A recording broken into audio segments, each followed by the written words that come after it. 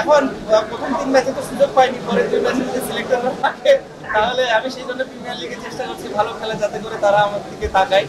ভাই আমি ছিলাম হচ্ছে আমেরিকাতে, যেখানে যারা ডিসিশন মেকার তারা নেবে ডিসিশন, আমি যেদিন হব সেদিন নেবে। আজকে আমি পাউন ভাইকে ফোন দিয়েছিলাম যে পাউন ভাই এই যে এতদিন পরে সেঞ্চুরি করলাম কি নেবেন, জীবনে প্রথমবার প্রিমিয়ার লিগে সেঞ্চুরি করলাম।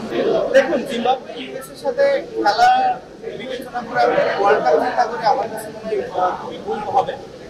ওয়ার্ল্ড কাপ কমপ্লিটলি ডিফারেন্ট একটা জায়গা, ওইখানে আসলে আমরা যত বেশি প্রেশার হ্যান্ডেল করতে পারি তত ভালো করার সম্ভাবনা আছে। লাস্ট টাইম আমরা যখন টি-20 ওয়ার্ল্ড কাপ খেলেছি আমার কাছে মনে হয় আমরা মোটামুটি একটা পারফরমেন্স করেছিলাম, যেটা খুব ভালো না হলেও কেউ বলবে না যে খুব একটা খারাপ।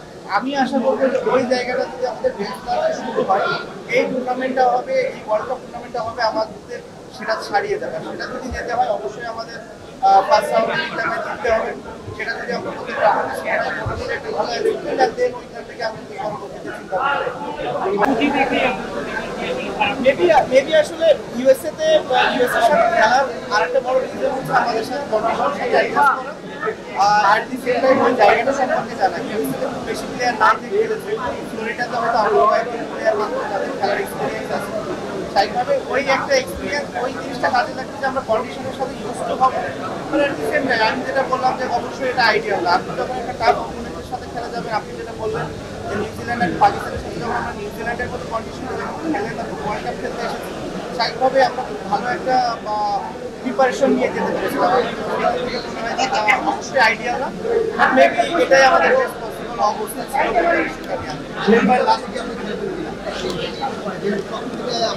এখন প্রথম 3 ম্যাচে তো সুযোগ পাইনি, পরের 2 ম্যাচে যদি সিলেক্টররা থাকে তাহলে আমি সেই জন্য প্রিমিয়ার লিগে চেষ্টা করছি ভালো খেলা যাতে করে তারা আমার দিকে তাকায়।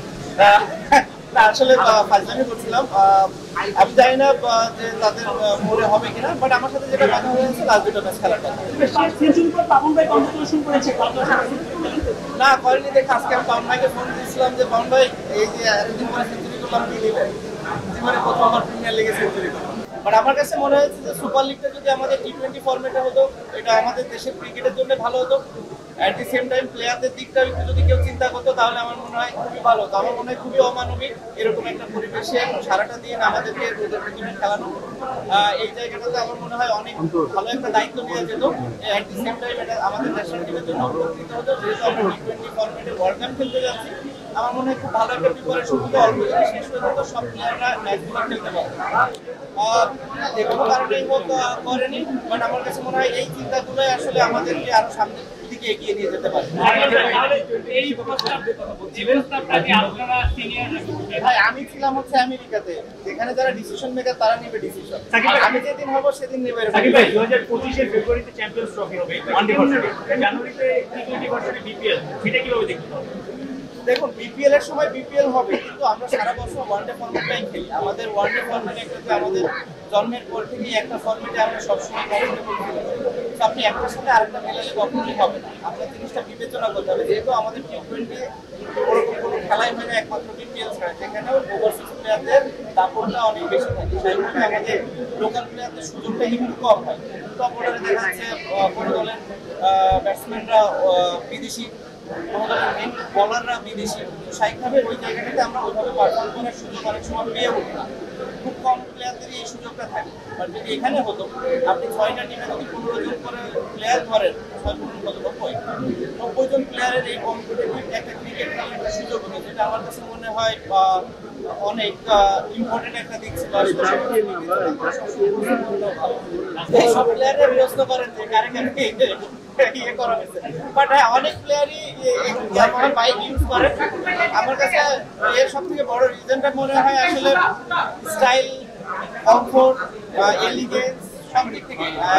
বাইক লাভাররা যেটা পছন্দ করে বলছে যে যদি বেশি সময় ধরে বাইক রাইড করতে হয় তারা যেন কমফোর্টেবল ফিলটা করে, সেই দিক থেকে আমার কাছে মনে হয় ইয়ামাহার কোনো ত্রুটি নেই। স্বাভাবিকভাবে এই কারণেই শুধু প্লেয়াররা না, আরো অনেক সেক্টরের মানুষই আছে যারা ইয়ামাহার বাইকগুলো পছন্দ করে।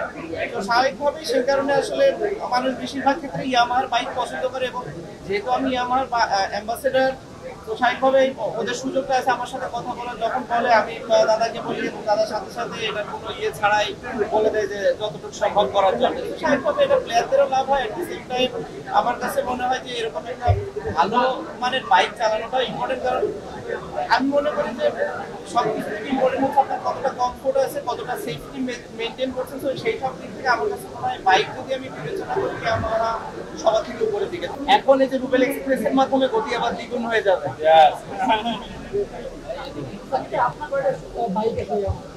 আমি বলবো যে 5টা আরো মনে হয় বেশি আছে।